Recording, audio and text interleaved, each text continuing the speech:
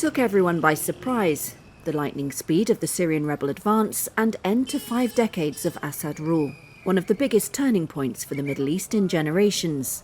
How did the rebels pull off their offensive?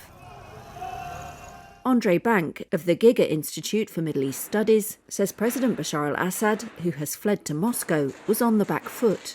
I didn't expect that it would only take 10 days from, them leaving Idlib and then arriving in Damascus, but that there was a strong regime weakness and that there was a strong weakness of Assad supporters.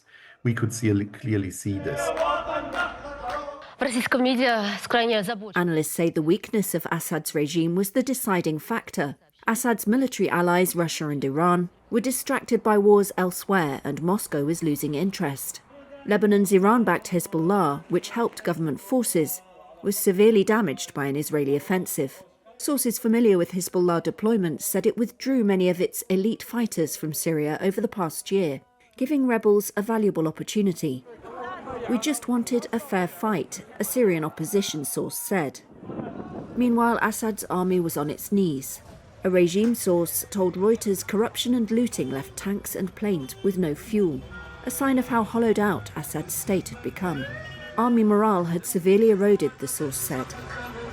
Hayed of London's Chatham House says the support of armed loyalist groups may have collapsed.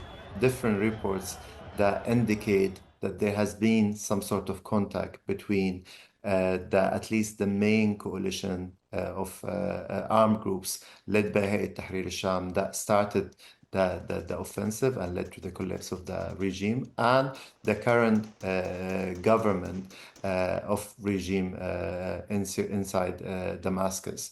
And there are even reports that there were sort of instructions to armed groups inside Damascus and fighters to drop their weapons and not fight back, which maybe explains why Damascus fell quite quickly despite the presence of loyalists.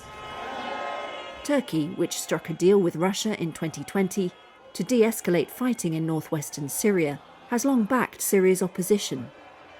But it was against a major rebel offensive, fearing it would send more refugees its way. The rebels felt that changed earlier this year, the Syrian opposition leader and a diplomat from the region told Reuters. Assad had rebuffed repeated overtures from Ankara, aimed at finding a political solution to Syria's military stalemate. Turkey's stance towards Assad was hardening, so the rebels communicated their plans for an offensive, the sources said. They felt they received tacit approval, though Turkish officials have denied they gave them a green light.